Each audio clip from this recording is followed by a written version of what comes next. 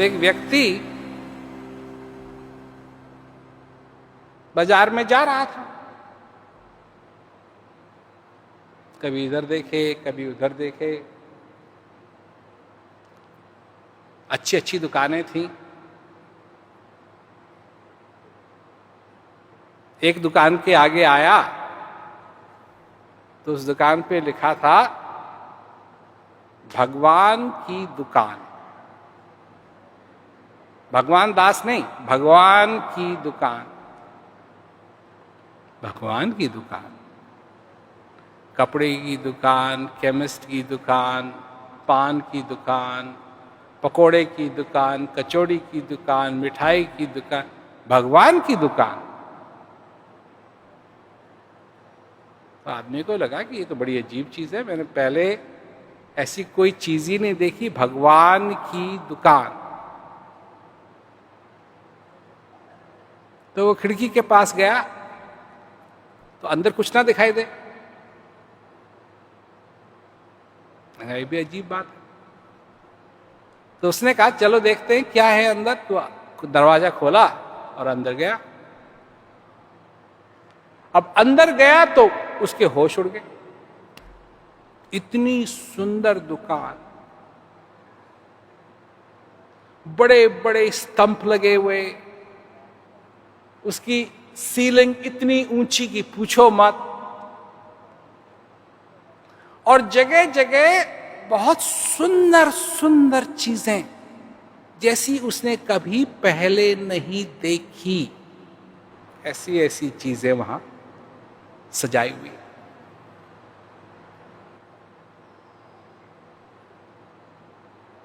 इतनी में एक आदमी आया,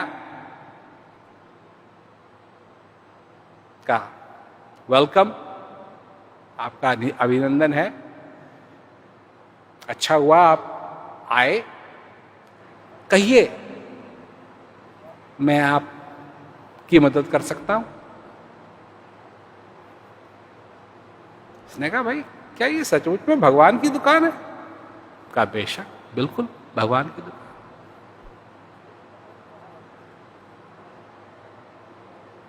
कहा ये बाहर से तो बिल्कुल मामूली दुकान लगती है और अंदर से इतनी सुंदर है।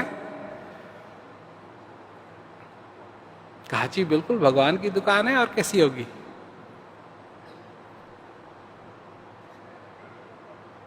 कहा ये इतनी सुंदर सुंदर चीजें यहां सजा रखी हैं अंदर, ये क्या है?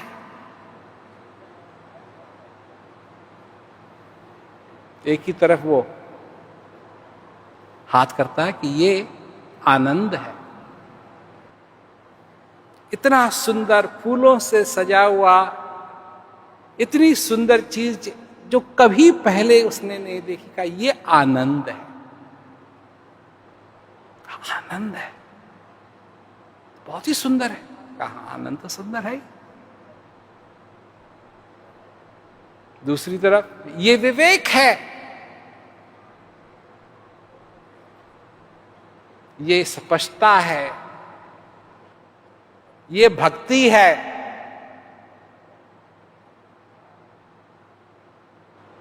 ऐसी चीजें उसने पहले अपने जीवन में कभी देखी नहीं, इतनी सुंदर। तो उसने कहा कि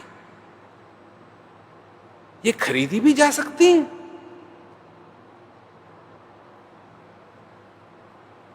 तो वहां जो उसकी मदद करने वाला था, बेशक। और कहा यही नहीं, ये खरीदी भी जा सकती है और मुफ्त की हैं। उसने कहा ये तो बड़ी अच्छी बात है। कहा कि मैं एक से ज्यादा ले सकता हूं? कहा बिल्कुल। उसने कहा कि मेरे बीवी भी हैं, बच्चे भी हैं घर में, मेरे माता हैं, पिता हैं, मैं सबके लिए खरीदना चाहता हूं, मैं सबके लिए लेना चाहता हूं। तो कृपया मुझे, मेरे दोस्त भी हैं,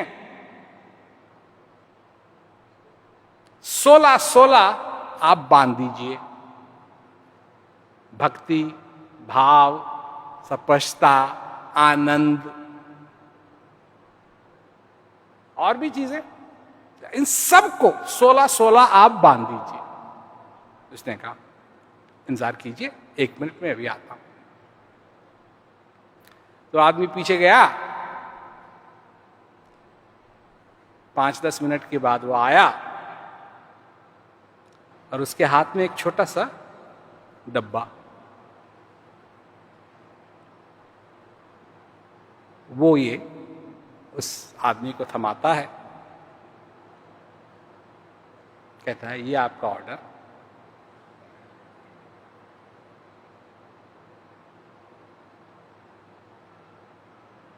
आदमी कहता है ये चीजें इस डब्बे में है? कहा जी बिल्कुल, और 16-16 आपने जो ऑर्डर दिया था वो उसके हिसाब से है, अब आप इसको ले जाइए। उसने कहा ये कैसे संभव, ये तो इतनी बड़ी बड़ी चीजें हैं और ये डब्बा तो बहुत छोटा है, ये इसमें कैसे फिट हो गई?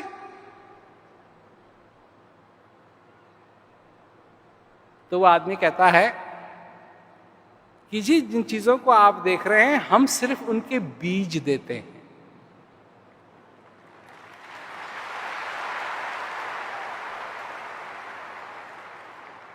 जिसको आप ये चीजें देना चाहते हैं हम सिर्फ बीज देते हैं, इन बीज को बो, इनकी देखभाल करो, ये बड़े होंगे और जब बड़े होंगे तो ये आपको मिले।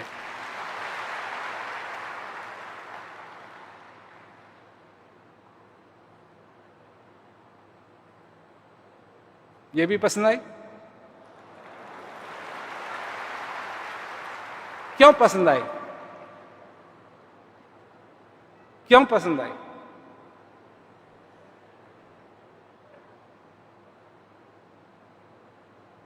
मुफ्त की थी इसलिए, सुंदर थी इसलिए,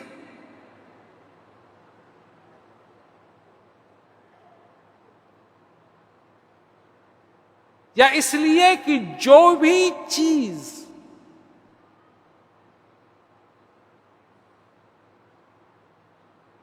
सबसे बड़ी चीज तुम्हारे जीवन में जो भी मिलती है वो एक बीज के रूप में मिलती है।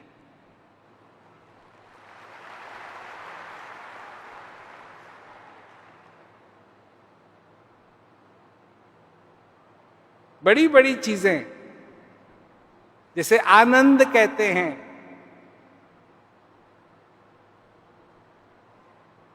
जिसे दया कहते हैं, जिसे स्पष्टता कहते हैं, जिसे भाव कहते हैं, जिसे भक्ति कहते हैं,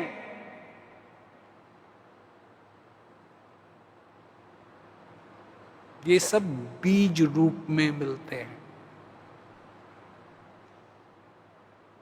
इनको बोना पड़ता है। जिसे प्यार कहते हैं वो बीज रूप में मिलता है, उसको बोना पड़ता है, उसको पानी देना पड़ता है, उसकी देखभाल करनी पड़ती है, तब वो जाकर के उस रूप में आता है जिस रूप में तुम चाहते।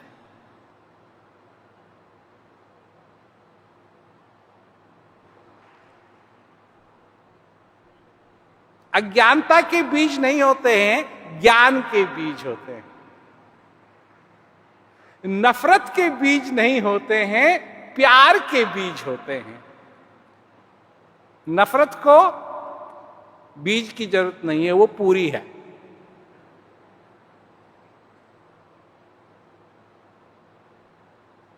गुस्से के बीज नहीं होते हैं,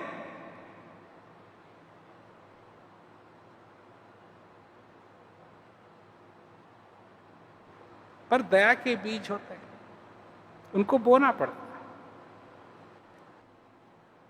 अगर तुम दया की दीवार नहीं बनाओगे अपने जीवन के अंदर तो गुस्सा तो अपने आप ही आएगा।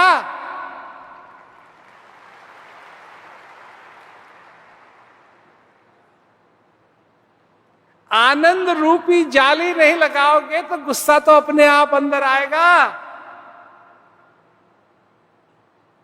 दया की कोई बात नहीं करता है, क्या दया तुम्हारे अंदर नहीं है?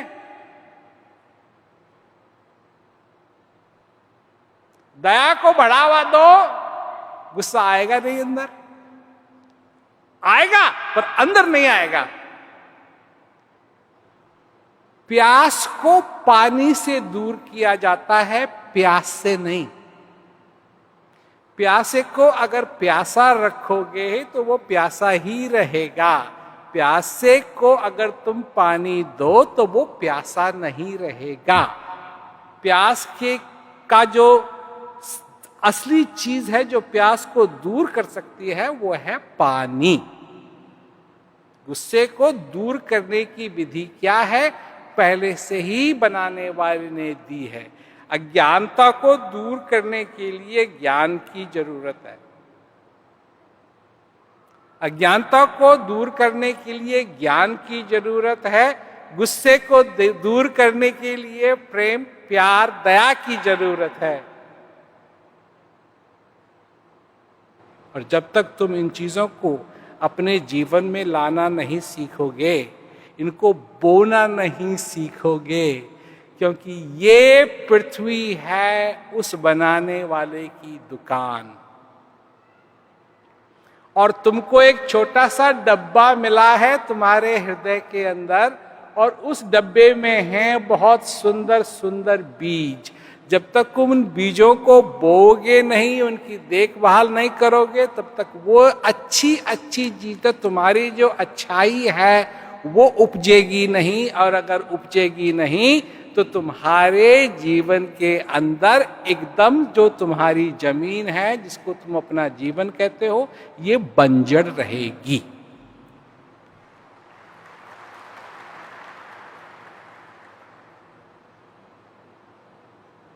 क्योंकि इस जमीन में कुछ ना कुछ तो उगेगा। या वो उगेगा जो तुमने बोया है, या वो उगेगा जो तुम नहीं चाहते हो।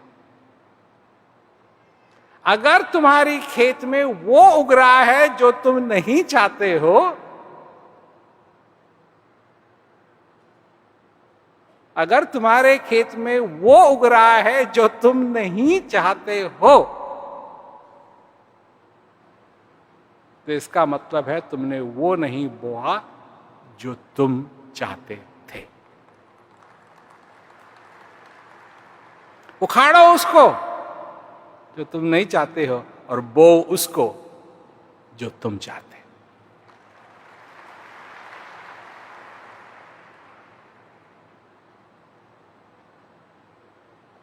इसी प्रकार से खेती की जाती है।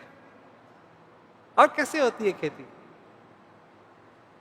और बीच बीच में वो उगता है जिसको तुम नहीं चाहते हो, परंतु वो कम है जिसको तुम नहीं चाहते हो, तो माली भी क्या करता है? आके उसको उखाड़ देता है, फेंक देता है। बात तो यही है ना कि जिसको तुम चाहते हो वो ज्यादा उग रहा है, या जिसको तुम नहीं चाहते हो वो ज्यादा उग रहा है। एक वो किसान है जो अपने खेत में उस चीज को देखता है जिसको वो नहीं चाहता है, और वो सारी चीजें निकाल के फेंक देता है। उसने गेहूं बोया है, गेहूं की फसल बहुत बढ़िया है, पर बीच बीच में कहीं कहीं ऐसे पौधे भी हैं जो उसको नहीं चाहिए। तो एक किसान है जो सारी की सारी फसल, सारी चीजें जो खेत में लगी हुई है उनको उड़ा के फेंक देता है। एक वो किसान है जिसके खेत में भी वही हाल है, जिसके खेत में भी वही हाल है। वो गेहूं को तो निकाल के फेंक देता है और जो बुरी चीज है उसको उगने देता है। और एक ऐसा किसान है, उसके खेत में भी वही हाल है, परंतु जो गलत उस खेत में उग रहा है, जंगली घास जो उस खेत में उग रही, उनको उखाड़ के वो बाहर फेंक देता है और अपनी गेहूं की फसल को वो बचाता है। इन तीनों में तुम कौन सोचते हो कौन बुद्धिमान है? अब यहां बैठे बैठे तो कहोगे ना वो आखिरी वाला नहीं, परंतु वो तो तीनों के तीनों किसान जानते हो कौन है? वो तुम हो।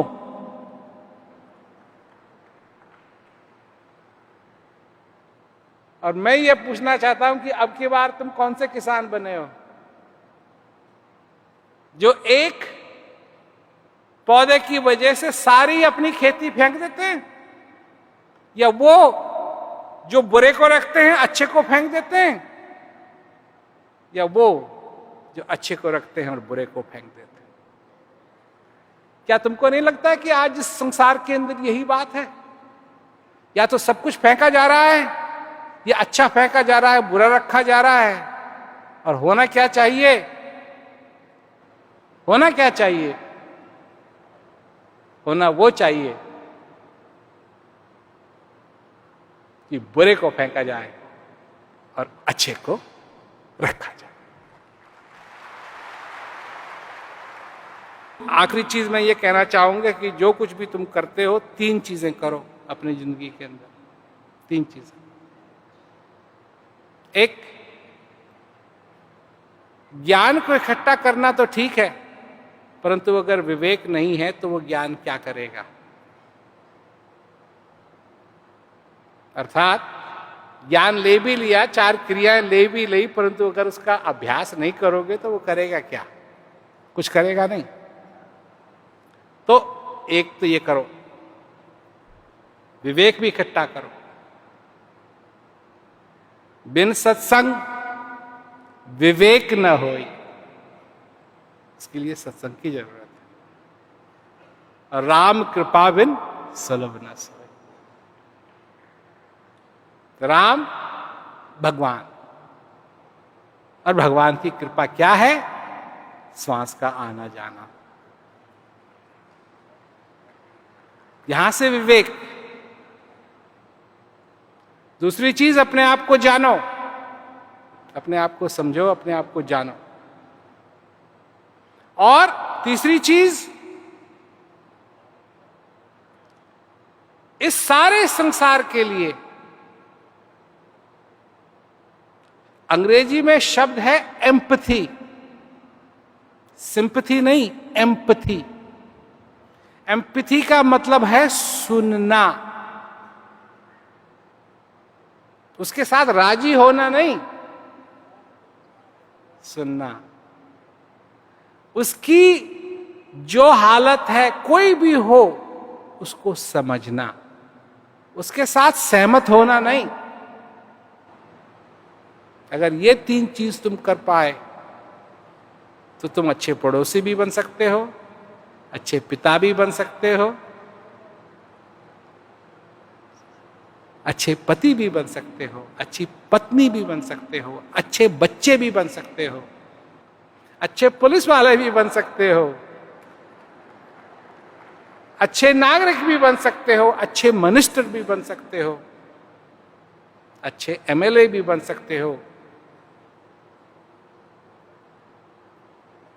इसीलिए भगवान ने कान ऐसे बनाए, कुछ करने की जरूरत नहीं है, आवाज अपने आप जाएगी,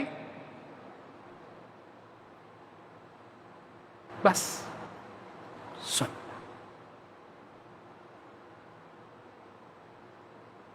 ये मतलब नहीं कि उसे सहमत होना,